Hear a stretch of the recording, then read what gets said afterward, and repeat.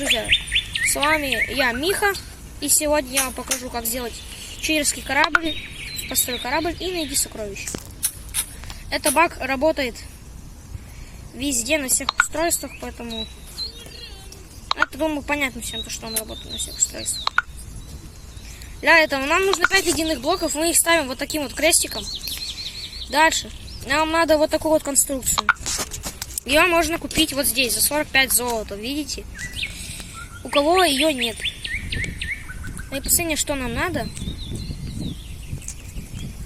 это песочные блоки. Мы встаем под эту штуку, ставим под себя один и нажимаем отплыть.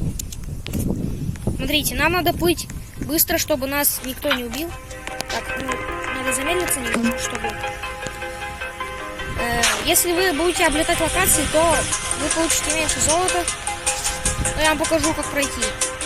Чтобы облетать локации, надо вот по черный фон проходить. И вот здесь, в эти моменты, вот как вы думаете, как здесь спуститься? Мы вот делаем вот так и нажимаем на этот блок. Мы летим вот сюда. Все, мы не умерли. И теперь нам надо подбежать к сундуку. И мы получим сундук, собственно. Это фарм. Мы будем в 50 секунд или в 1 минуту получать целых... Сейчас посмотрим, сколько мы золота получим.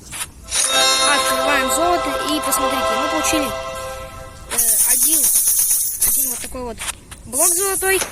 И сколько мы золота получили. Сейчас посмотрим, ребята, сразу.